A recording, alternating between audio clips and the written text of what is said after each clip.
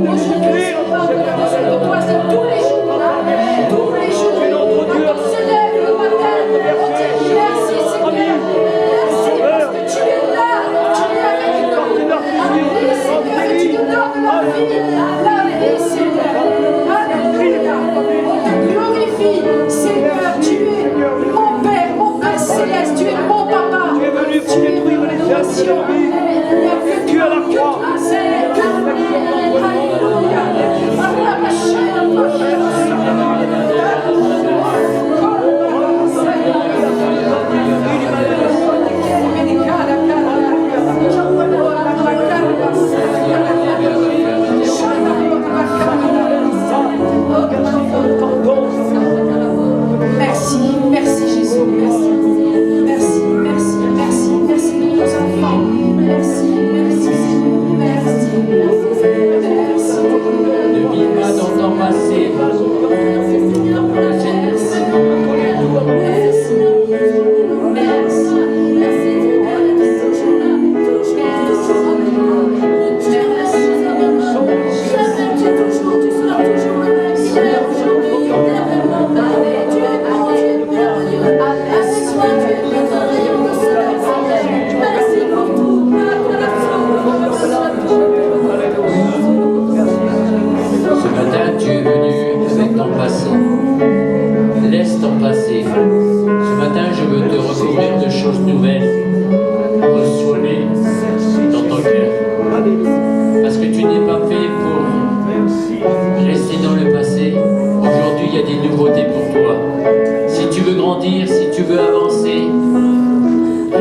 dans la nouveauté que l'Esprit Saint veut te donner ce matin. Amen.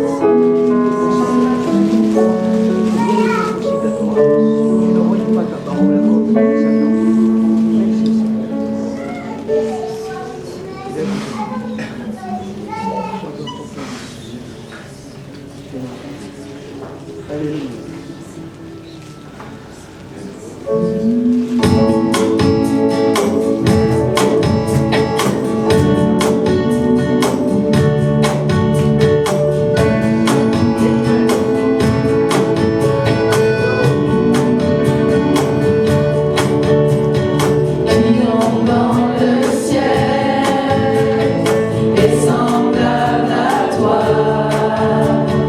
qui donc éternel.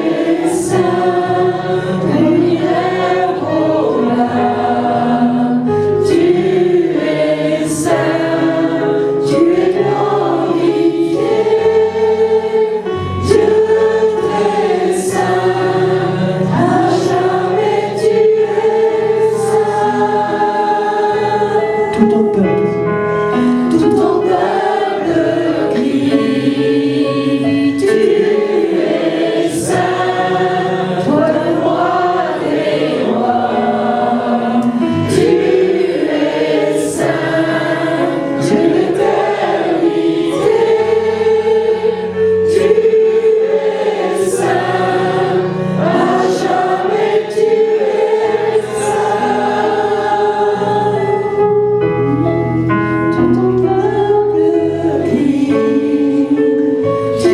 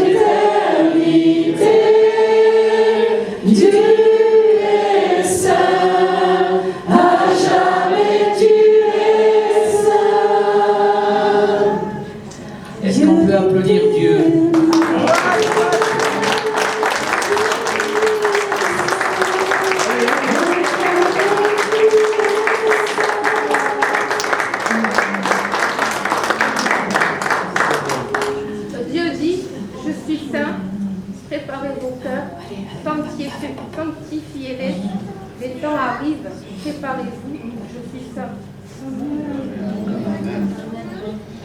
Oui.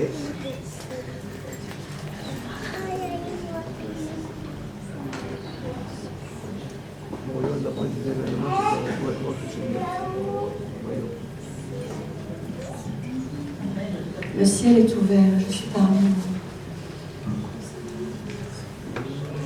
Recevez ma grâce.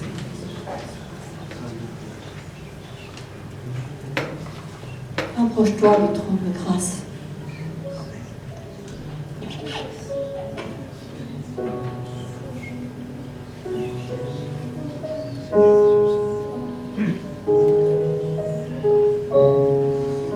Ton Dieu est saint et très saint. Et il veut que tu t'approches de son trône. Ouvre ton cœur.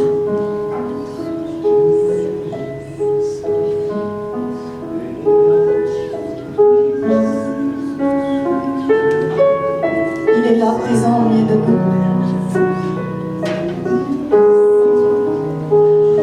Et son souffle se répand.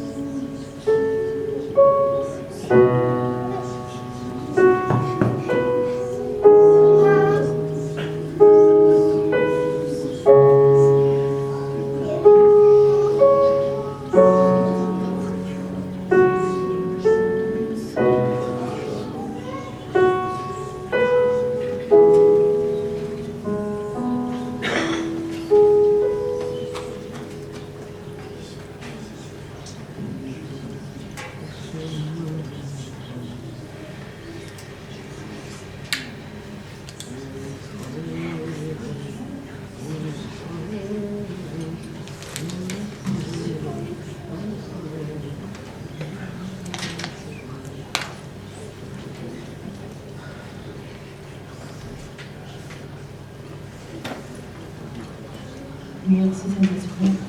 Merci pour ta présence au milieu de nous. Merci Seigneur, tu cherches les adorateurs, tu cherches tes enfants en tant qu'adorateurs, adoratrices. Ce n'est pas les instruments, les voix, les techniques, les scènes. Nos cœurs, tu cherches nos cœurs d'adorateurs. Nous te présentons nos cœurs ce matin, Seigneur. Avec humilité, autant que faire se peut, parce que nous sommes humains. Nous te présentons nos cœurs ce matin. Seigneur, donne ton cœur pour que le nôtre soit changé à ton image. Que nous tendions sur ce chemin de la sainteté, justement. De te ressembler, Jésus.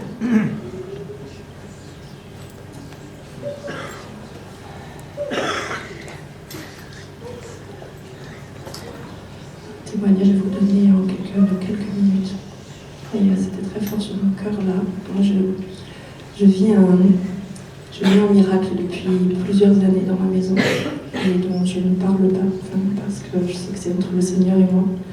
Et j'ai de l'huile dans un petit flacon qu'on avait vendu à un moment donné sur le salon d'équitable et du solidaire. Et moi, à partir de 2013, j'ai vécu de la multiplication dans ma maison. J'étais vraiment dans le besoin et le Seigneur a multiplié diverses choses pour me permettre d'augmenter mes ressources. Et puis ça s'est arrêté et puis c'est resté avec cette petite fiole d'huile et jusqu'à aujourd'hui. Et là, depuis quelque temps, le Seigneur me parle et l'huile dans le flacon est de moins en moins fluide, de plus en plus épaisse. Et le Seigneur me parle que c'est le temps d'une huile fraîche. Et que c'est comme si cette source-là est en train de se tarir et qu'une huile fraîche arrive. Et là, et ça c'était entre moi et lui, ça fait quelques mois que ça travaille dans ce sens. Et là, quand j'étais là, j'entendais vraiment que c'était pour moi, mais au-delà de moi, et que je pense que c'est pour l'Église et pour beaucoup de gens dans l'Église, que cette huile, c'est vraiment la présence du Saint-Esprit et sa présence dans nos vies qui guérit, qui bénit, qui multiplie, qui est active, qui est sa présence avec nous. Et qu'aujourd'hui, dans sa façon d'être présent avec nous, il faut qu'on s'attende vraiment à une huile fraîche.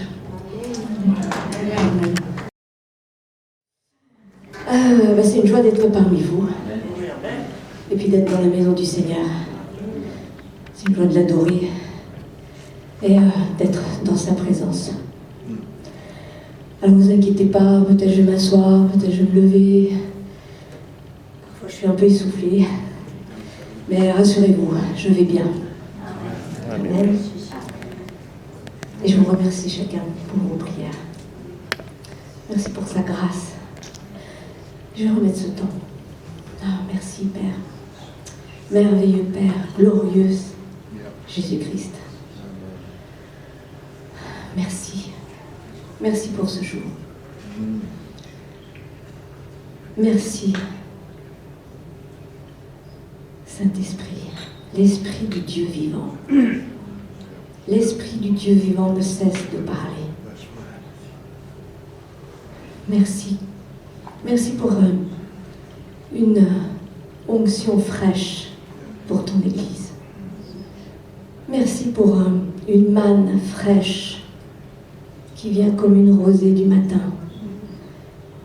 Merci pour ton sang frais qui vient nous rafraîchir. Merci parce que tu ne cesses de parler à ton Église. Et nous sommes tellement, tellement reconnaissants. Tellement parce que tu veux toujours plus pour nous. Merci pour l'année 2024 qui s'ouvre, pour un agrandissement, pour une évolution spirituelle, une nouvelle manne pour chacun d'entre nous. Vraiment, nous te bénissons, Seigneur. Nous te bénissons. Merci. Et comme dit Samuel, parle, Seigneur Jésus. Ton serviteur écoute. Alors aujourd'hui, nous voulons préparer nos cœurs pour tout ce que tu as préparé aujourd'hui, pour chacun de nous. Merci de me faire grâce, Seigneur. Fais-moi grâce. Au nom de Jésus. Amen. Alors nous l'avons chanté. Il n'y a pas d'autre Dieu comparable à lui, ni semblable à lui. Notre glorieux, glorieux Seigneur Jésus-Christ. Il est le Dieu du maintenant, le Dieu d'aujourd'hui. Et il parle aujourd'hui. Il ne cesse de parler, de vouloir nous parler. Et il s'est dépouillé. Vous vous rendez compte, le Dieu de l'univers s'est dépouillé de toute sa gloire, de ses dons, de son omniprésence, omnipotence, pour venir dans un corps limité.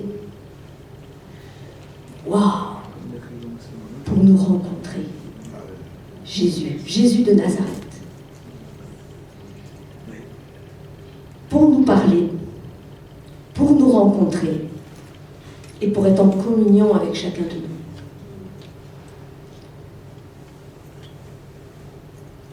Et Jésus a révélé le Père plusieurs fois et il continue encore. Un Père qui dévoile son cœur, un Père aimant, un Père patient. Et j'aime à dire que c'est un Père qui se soucie de nous. Dans les souffrances, dans les épreuves, mais aussi qui se réjouit avec nous. Qui se réjouit de nos joies, de nos victoires. Waouh! Il n'y a pas d'autre Dieu comparable à lui. Non. Il n'y en a pas d'autre. Et toutes les Écritures nous parlent de son ardent désir de nous parler, son ardent désir d'être en communion avec nous. Et ce sont des histoires de cœur entre le sien et son peuple. Alors oui, Jésus s'est approché de nous. Dieu s'est approché de nous par le sacrifice de son Fils Jésus. Et Jésus, quand on lit Ésaïe, on parle de lui, homme de douleur, qui a connu la souffrance, habitué à la souffrance. Waouh! Waouh!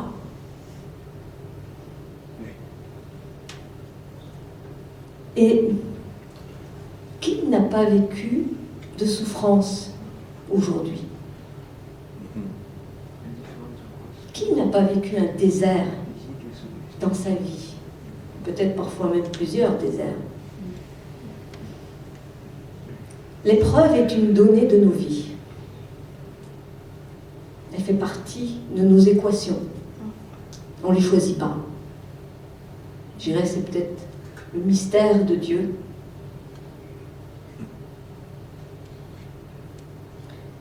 Et en méditant ce message, il m'est revenu l'histoire de Jean-Baptiste. Et ce Jean-Baptiste, je me dis, mais qu'est-ce qu'il fait à prêcher dans le désert? Dans le désert, il n'y a rien. Du sable, des pierres, des scorpions. Bah. Je me dis, mais qui va aller dans le désert? Et pourtant, le désert peut prendre différentes réalités dans nos vies. Une perte d'emploi, une faillite, une maladie, perte d'un enfant, quitter son pays pour un autre. Et j'ai réalisé que c'est dans ce désert que Dieu vient nous parler. Et c'est vraiment prophétique. Jean-Baptiste était prophétique. Là, dans le désert, venait plein de monde le voir. Et dans le désert, souvent, on est seul, loin des faux semblants, loin des apparats, loin des hommes, loin des regards des hommes. Et souvent, on est seul. Mais c'est là que Dieu vient nous rencontrer. Il vient dans ton désert. Il s'assoit avec toi, il communie avec toi, il veut te parler. Et quand tu plonges ton regard dans son regard, waouh, il s'ouvre plein de choses. Tu comprends plein de choses. Et surtout, tu vois l'amour de Dieu. Alors, on en a parlé souvent de l'amour de Dieu. Et c'est bon. Parce que dans le désert, tu vois son amour aussi large que haut et profond. Parce que c'est dans nos fragilités, nos vulnérabilités,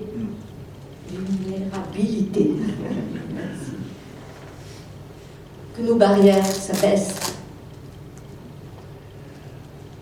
Et que là, on peut voir que Dieu veut nous rencontrer.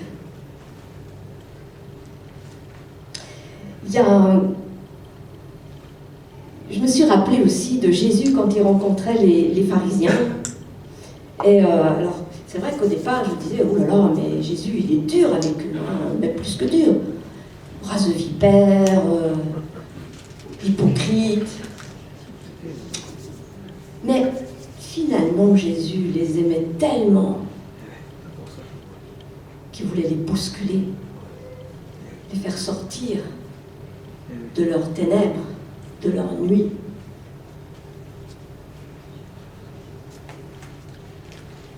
Jésus mettait en lumière ce qui était caché en eux.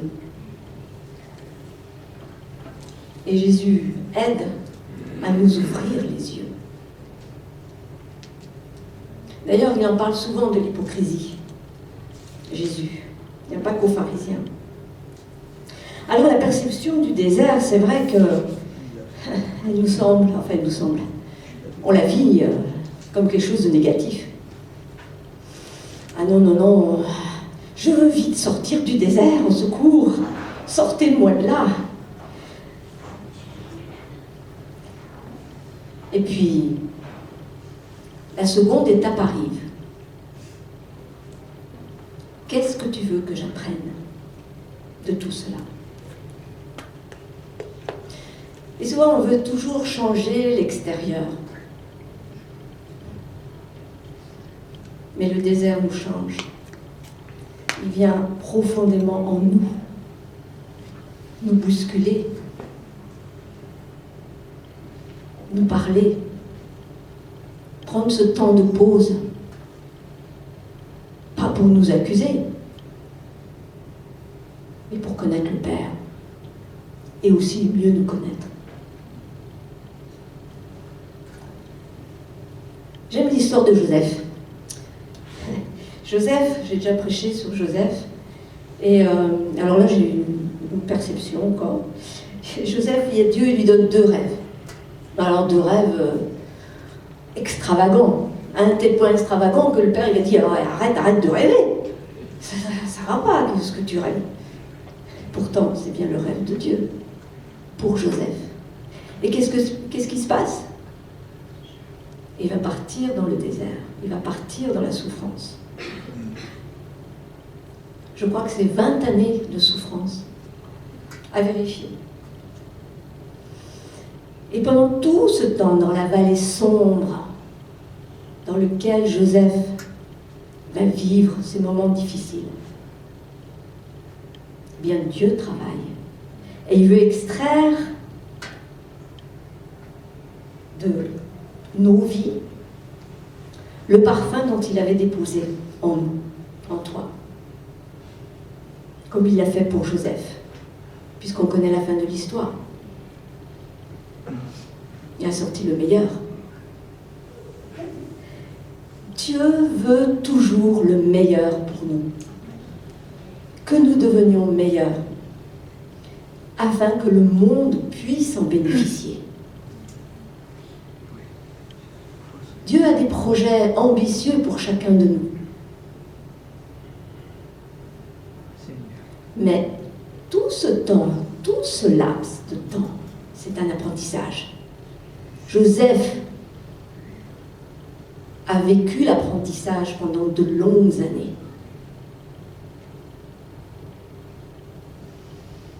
Mais c'est une bonne chose. Alors oui, on peut dire, et on a le droit de dire, c'est dur, c'est difficile, je n'en peux plus, on a le droit de pleurer. On est tous humains. Et je pense que Joseph a dû pleurer sur sa couche. Ça fait partie de nos émotions, de ce que nous sommes. Jésus a pleuré sur le tombeau de Lazare. Là, on peut se dire, mais Jésus, pourquoi tu pleures puisque tu vas le ressusciter? Parce qu'il le sait déjà qu'il va le ressusciter. Amen. Mais Jésus, lui, il vient dans nos souffrances. Il vient nous accompagner. Il vient nous soutenir. Parce que des fois, l'apprentissage est long et difficile. Mais Dieu est là. Jésus est là. Alors ce parfum dont tu es détenteur, il est nécessaire pour le monde. Et tu répands ton doux et merveilleux parfum pour les autres. Tu as été créé, certes. Pas seulement pour toi, oui, il t'a créé, mais tu as été créé aussi pour d'autres. Et ça m'a fait penser un peu à une fleur qui s'ouvre et qui laisse échapper son parfum. Elle n'attend rien des hommes, ni de l'approbation des hommes, ni la gloire, ni la reconnaissance. Elle a été créée pour ce moment.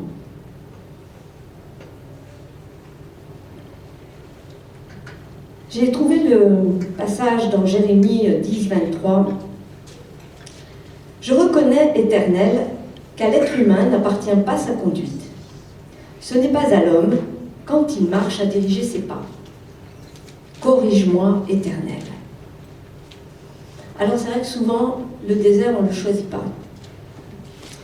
J'ai déjà parlé un petit peu que j'empruntais un chemin que Jésus a choisi pour moi. Je ne l'ai pas du tout choisi, mais je m'abandonne à lui. Et je vois l'amour de Dieu dans ma vie. Et c'est dans ma fragilité qui peut guérir mon âme, qui peut guérir mon cœur. Et c'est comme si le temps s'était arrêté et je contemple sa sollicitude, je contemple son amour. Et un amour qui me dit, qui dit à chacun, pour celui qui est dans un désert, je ne te lâcherai pas. Tu es à moi et je suis pour toi. Waouh, le Dieu de l'univers s'attardant sur nos vies.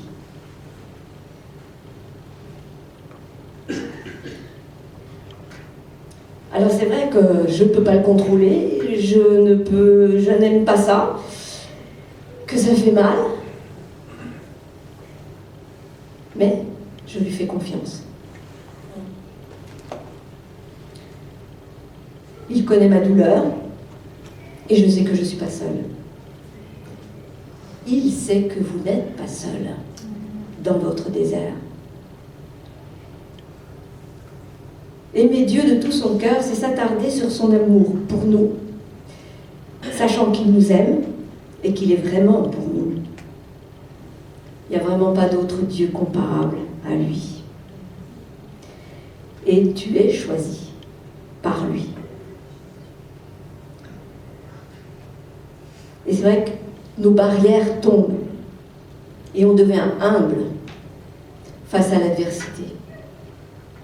Jean va dire, « Or, la vie éternelle consiste à te connaître, toi, le Dieu unique et véritable. » Oui, Il désire que nous l'aimions. D'ailleurs, c'est le premier commandement. Tu aimeras ton Dieu de tout ton cœur, de toute ton âme. Il désire tellement cette communion avec nous. Il cherche des cœurs. Alors, connais-tu le Père? Je ne peux pas dire que vraiment je le connaisse. Mais mon désert m'apprend à le connaître. Dans 2 Timothée 2,5, il est écrit « Il y a un seul Dieu et il y a aussi un seul intermédiaire entre Dieu et l'homme, Jésus-Christ. » On l'a chanté, on l'a proclamé. Dieu, Jésus, a donné sa vie, son cœur. Il n'a pas fermé ses bras, au contraire, il les a ouverts, il a donné son pardon, son amour. Et une opportunité d'avoir une relation avec lui. On peut le lire dans Jean 4, dans Jean chapitre 1, de versets 1 à 4. Et je vais juste prendre, donc on parle que Jésus est là depuis la fondation du monde. Mais je voulais aller un petit peu plus loin. Dans Jean 1, verset 45 à 48. Je vais le lire. Philippe rencontra Nathanaël et lui dit « Nous avons trouvé celui que Moïse a décrit dans la loi et dont les prophètes ont parlé, Jésus de Nazareth, fils de Joseph. » Nathanaël lui dit « Peut-il sortir quelque chose de bon de Nazareth ?» Philippe lui répondit « Viens et vois. » Jésus vit Nathanaël s'approcher de lui et dit de lui « Voici vraiment un Israélite en qui il n'y a pas de ruse. » « D'où me connais-tu » lui dit Nathanaël. Jésus lui répondit « Avant que Philippe t'appelle, quand tu étais sous le figuier, je t'ai vu. » Nathanaël répondit « Maître, tu es le Fils de Dieu, tu es le roi d'Israël. » On peut se dire, mais qu'est-ce qui s'est passé entre le début, quand il dit il n'y a rien de bon qui sort de Nazareth, et à la fin il dit tu es le Fils de Dieu.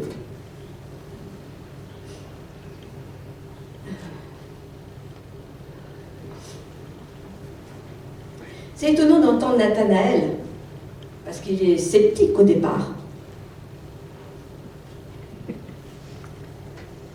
Et puis Jésus plonge son regard dans le regard de Nathanaël et il le définit. Il lui dit « Voici vraiment un Israélite en qui il n'y a pas de ruse. » Waouh! C'est une identité que Dieu seul connaît. Et Jésus pénètre le cœur. Et ce n'est pas Philippe qui l'a convaincu, mais c'est Jésus qui touche le cœur de Nathanaël. Oui. Nathanaël reste encore un peu sceptique, parce qu'il dit « D'où me connais-tu » Et on voit que c'est un homme qui a construit des barrières, des raisonnements, en disant qu'est-ce qui peut sortir de bon à Nazareth. Et finalement, on ne sait pas trop ce qui s'est passé sous le figuier, mais il y a dû avoir une intimité entre Jésus et Nathanaël, à un tel point qu'il va dire « Tu es le Fils de Dieu ». Jésus touche le cœur. Il montre les choses du cœur. Il va lui montrer à Nathanaël qu'il est celui à qui rien n'est caché et qui vit dans l'intimité de l'homme, qu'il connaît ses désirs, ses pensées, toutes choses, tous les mouvements de son cœur. Et c'est ce que Dieu veut, le Père veut, cette intimité. Et il nous cherche. Il cherche des cœurs. Et nous pourrons répondre si nous sommes sincères avec nous-mêmes. Dieu cherche des cœurs malléables, souples, enseignables. Alors, aujourd'hui, avons-nous un cœur enseignable, souple, malléable? Aujourd'hui, avons-nous des révélations fraîches, des rêves de Dieu pour nos vies, nos familles, nos voisins, nos villes, notre Église, pour les perdus? Combien de temps le Seigneur ne t'a pas parlé? Alors vous allez reconnaître une petite expression. Le confort de l'homme naturel est le cercueil de l'homme spirituel. Souvent, nous nous retrouvons dans une routine. Nous avons notre place à l'église, toujours la même. Mais je m'y inclus, hein, rassurez-vous. Dans tout ce que je dis, je m'y inclus. Et nous sommes dans une tradition, une forme de religiosité. On fait les choses par habitude, des choses humaines.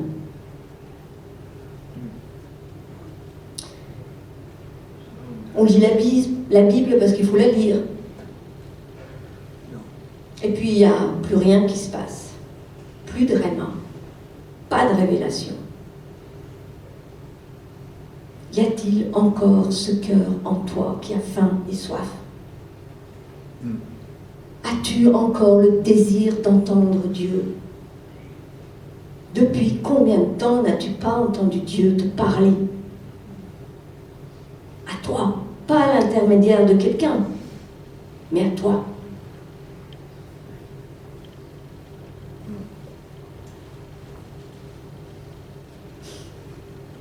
Mais si Jésus passe, je me lève.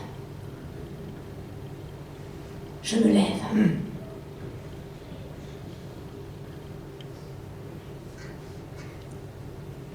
J'ai entendu tout à l'heure, Jésus, il a tout accompli. Il a tout fait. Il n'a pas à venir. Mais c'est à nous d'aller à lui. C'est à nous de s'approcher de lui. Approchez-vous et il s'approchera. Alors es-tu prêt d'abandonner ton orgueil, ta propre intelligence, tes propres convictions, ton contrôle sur les choses, tes habitudes? Jésus va dire à un moment, prends ta croix et suis-moi.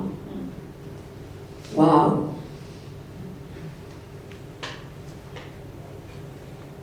Quand on voit la vie de Jésus, la souffrance, prends ta croix et suis-moi. C'est pas rien.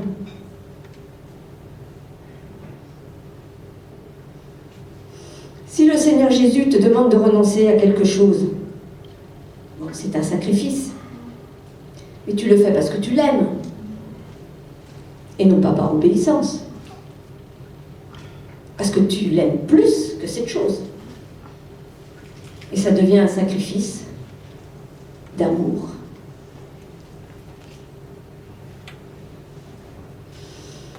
Oh Seigneur, Seigneur, je veux plus, nous voulons plus.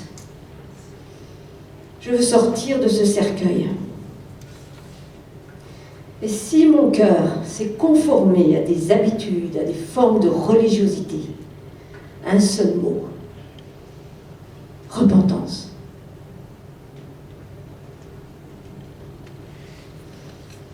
Dieu nous cherche depuis longtemps et il nous appelle. Et il veut nous ramener à la prière et au jeûne. Est-ce que notre cœur est prêt à le suivre? As-tu encore cette passion pour Jésus? sacrifice. Parce que ça coûte. Alors oui, Marie avait choisi la meilleure place, d'être au pied de Jésus, d'avoir une parole de Jésus. Et elle s'est mise à l'écart des activités humaines, l'activisme, le charnel, l'âme. Elle s'est assise au pied de Jésus. Mais nous, aujourd'hui, est-ce qu'on veut vraiment s'asseoir au pied de Jésus? Loin des bruits, loin de l'activité humaine. Il faut retourner dans cette chambre de prière et le jeûne. Dieu cherche des cœurs. Dieu cherche nos cœurs. Des cœurs enseignables. Alors, c'est vrai, pour 2024, c'est peut-être un drôle de programme, mais il y a tellement, tellement mieux, tellement plus pour notre agrandissement, pour notre évolution spirituelle, pour voir grandir les uns les autres. Et même si tu es dans ton désert, eh ben ton désert te construit, parce qu'il est là. Et toi, tu es à son écoute.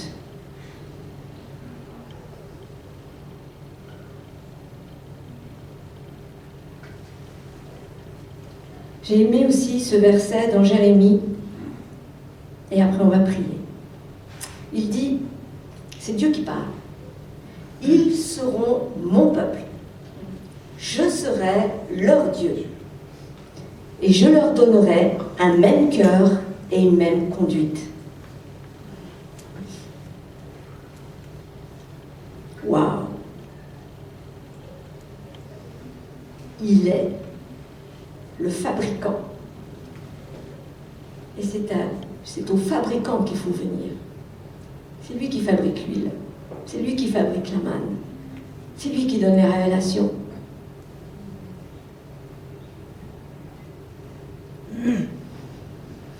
Alors, je ne sais pas si tout le monde connaît Jésus. Est-ce qu'il y a quelqu'un qui veut s'approcher de Jésus?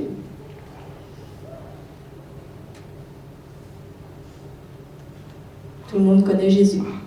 Alléluia. Et bien après, je vais partir sur un temps de prière par rapport à ce qu'on a partagé.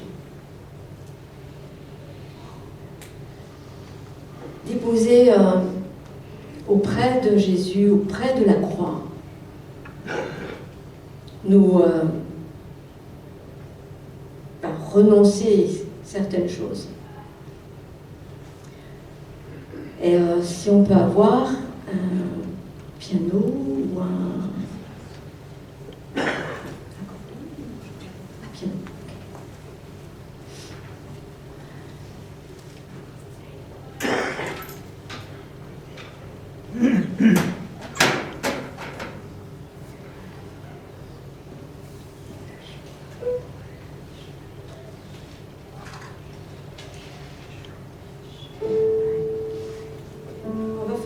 On va fermer nos yeux.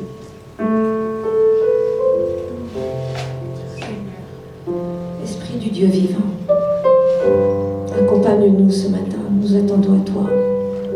On ne peut rien faire de nous-mêmes. Rien.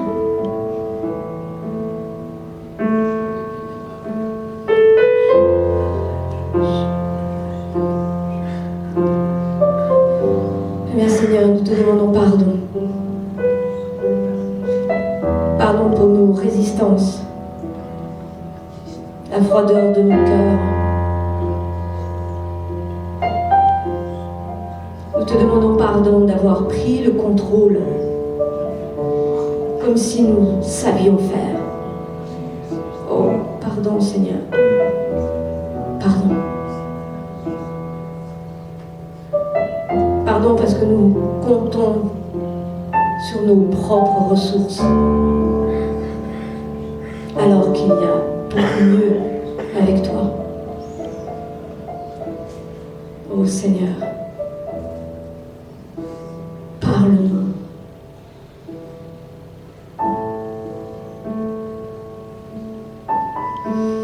Nous ne voulons pas rester dans nos habitudes et nous endormir. Rester sur des expériences passées qui datent de... Non, je refuse. Je refuse. Nous voulons plus. Nous voulons cette onction. Nous voulons des révélations. Nous voulons cette manne qui vient du ciel.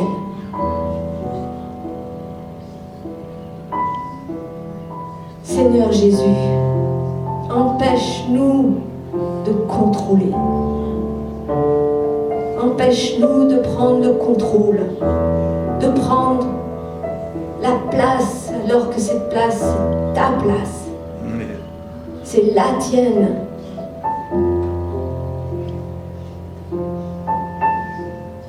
Prends la place dans cette église, prends la place dans le ministère, prends ta place dans nos familles.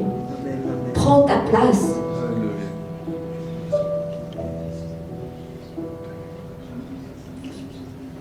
Tu as dit, ils seront mon peuple, je serai leur Dieu. Nous ne pouvons rien faire seuls.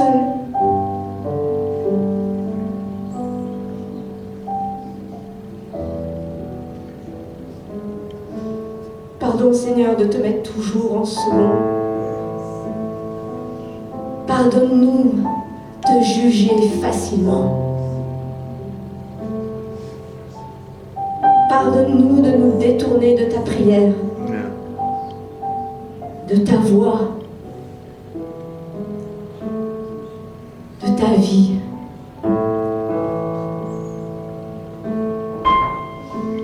Ô Seigneur, nous voulons être une église à genoux.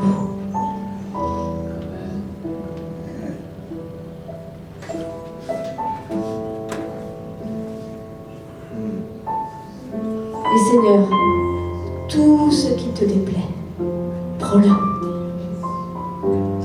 Tout ce qui n'est pas conforme, prends-le. C'est toi qui crées le vouloir et le faire. Et nous voulons nous abandonner à toi, même si le prix sera cher.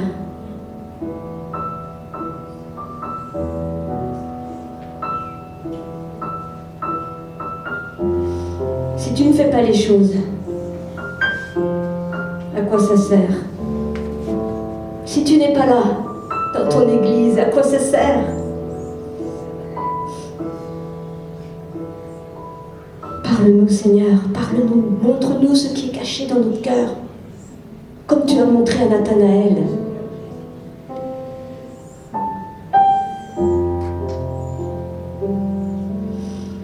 Montre-nous ce qui ne va pas en 2024. Et on veut te faire confiance. Parce qu'il n'y a pas d'autre Dieu comparable à toi, ni semblable à toi. Parce que nous savons que nous pouvons te faire confiance. Nous savons qu'en toi, nous serons meilleurs. Nous savons qu'en toi, nous avons ce parfum pour les autres. Extrais de nous ce parfum, afin que le monde voie. Je sais que tu vas le faire. Je sais que tu vas le faire parce que je sais que tu exauces nos prières et tu les entends.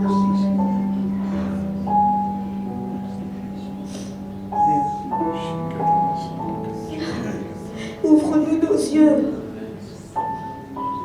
Qu'on ne soit pas des hypocrites sur nous-mêmes. qu'on ne se trompe pas soi-même. On veut courir la bonne course.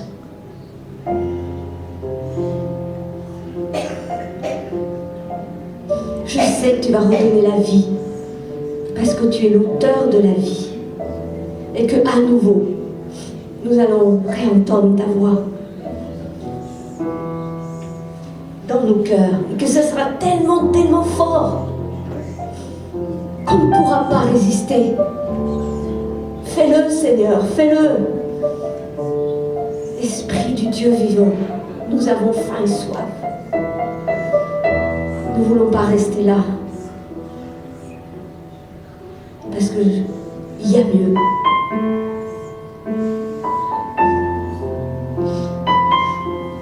Il n'y a que toi qui peux le faire. Renonce au mensonge de l'ennemi qui te dit tu ne vaux rien, tu n'es pas assez ceci, tu n'es pas assez cela. Renonce. Tu es choisi par Dieu. Tu as été créé par lui. Tu as une destinée.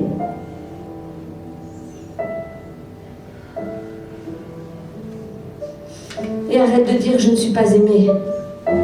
Renonce. Renonce en 2024. Renonce à la compétition, renonce à l'approbation des autres, renonce à la reconnaissance des hommes, des autres, du regard des autres. Renonce. Et viens au pied du roi. Dans son regard, plonger ton regard. Renonce à tes masques, à l'hypocrisie. Renonce à l'égoïsme, à la religiosité. Montre-nous, Seigneur, là où on en est. Montre-nous. Parle-nous.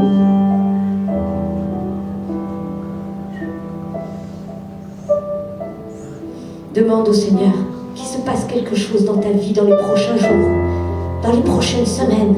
Demande-lui. Demande-lui. Je te le demande, Seigneur. Qu'il y ait un shift dans nos vies, un avant et un après. Change nos cœurs. Change nos cœurs.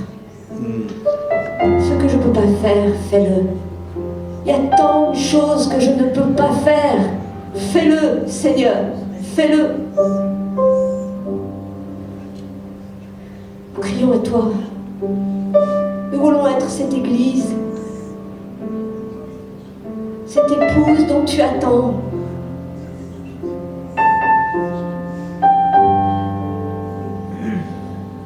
Père,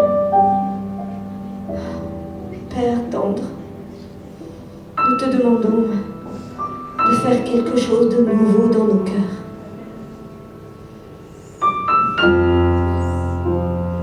Donne-nous, redonne-nous des rêves, des visions,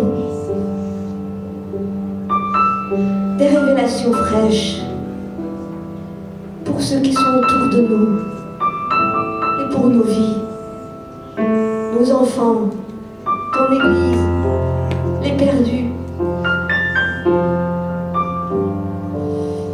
Et je ne me tournerai pas vers les hommes, mais vers toi, parce que tu es ma réponse.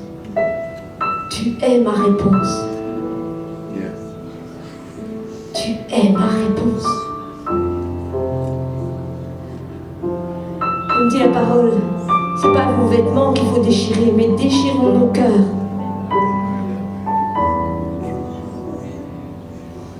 Il n'y a que toi qui peux combler nos cœurs.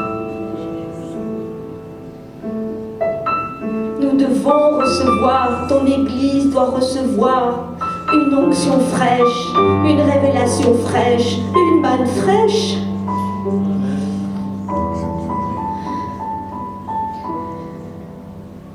Rafraîchis-nous. Rafraîchis-nous, Seigneur.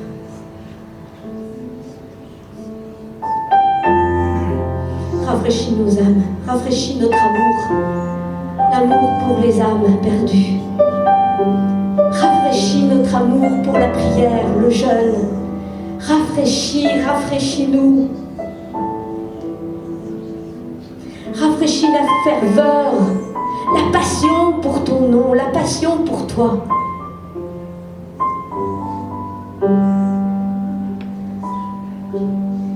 La passion pour ta parole, la passion pour la louange, l'adoration.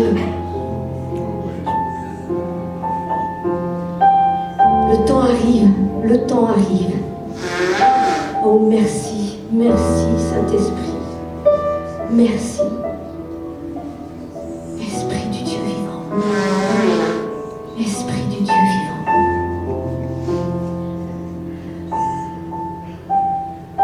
Je sais que tu vas ouvrir nos cœurs en 2024,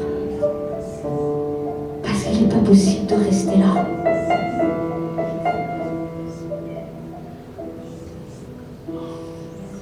Merci.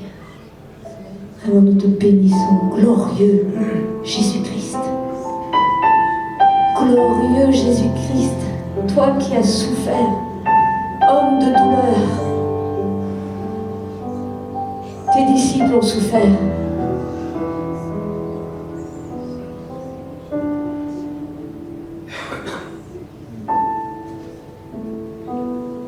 Le désert, c'est là où on veut te rencontrer. C'est là où on veut t'entendre nous parler. Il n'y a que toi. Il n'y a que toi qui compte. Oh, béni sois-tu, Seigneur. Merci parce que tu vas faire des choses nouvelles dans ton Église. Tu vas faire des choses nouvelles. Béni sois-tu. Béni sois-tu. Amen. Amen.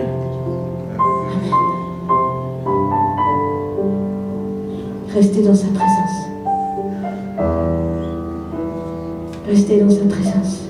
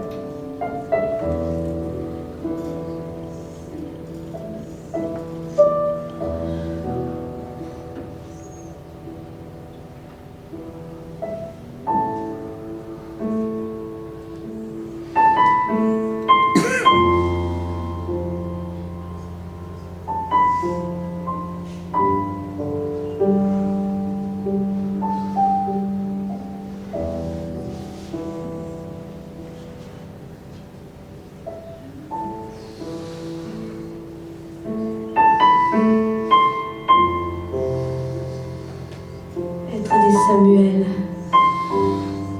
dès le matin.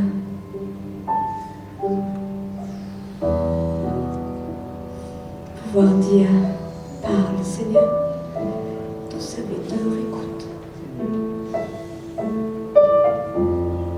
Pas hier, ni il y a 10 ans, ni 20 ans. Non, aujourd'hui.